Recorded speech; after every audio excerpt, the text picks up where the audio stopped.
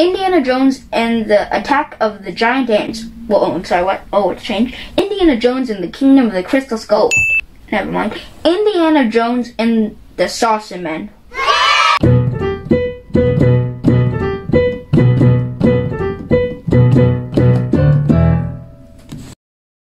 Hello everyone, welcome to my review of Indiana Jones and the Kingdom of the Crystal Skull.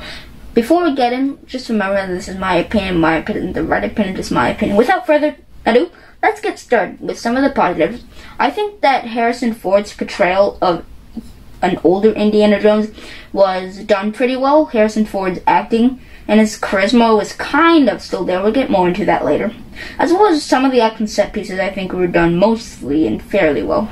As well as John Williams' score once again shines, but sadly I do have a few flaws with this movie. The first thing is that I find that at times this movie could feel a bit different. Really just, this movie looked a bit more processed and less real than its predecessors.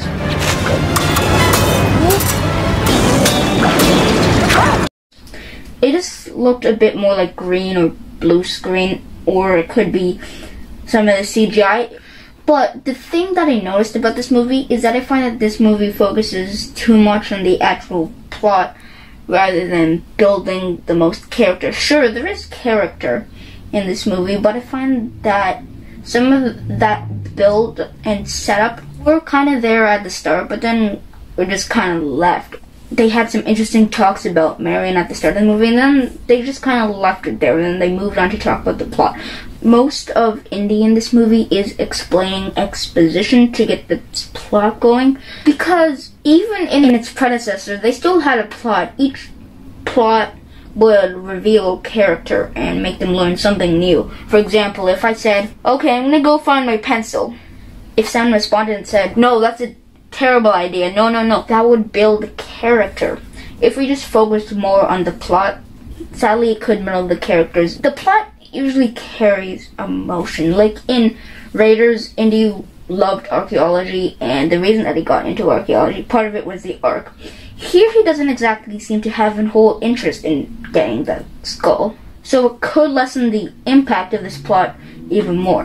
The good thing about this movie is that Indy's son, Mutt, actually wants to use the skull as a device to find his mother, Marion. But the problem I have with that is that halfway through the movie, he does find Marion, and they don't exactly seem to have interest in finding the crystal. Second act could feel for like spectacle, because they got the goal at the end of the second act. So the third act couldn't or didn't exactly build the most character. Also, this movie at times lacks suspense or a sense of urgency. There's like a overall sense of urgency in this movie, not really a sense of urgency that makes you feel like the clock is ticking. For example, if I was just doing my thing, trying to return my pencil that I just found, and then turns out this other person's coming and like, Stormtrooper, I'm gonna get that pencil, and slowly you see the person who wants to get the pencil slowly coming closer and closer.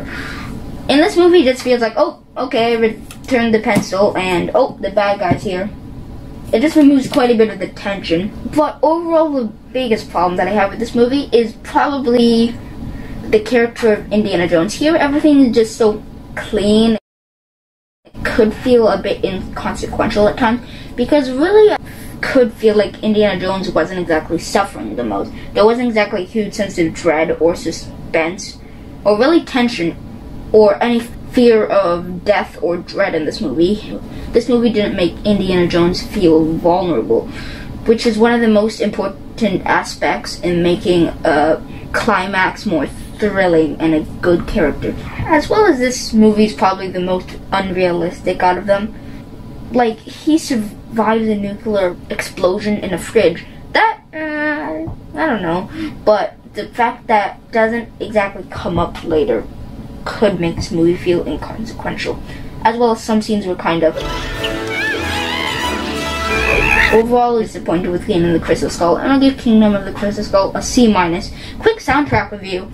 Once again, John Williams managed to deliver a great soundtrack. I still don't think it's as good as the previous ones.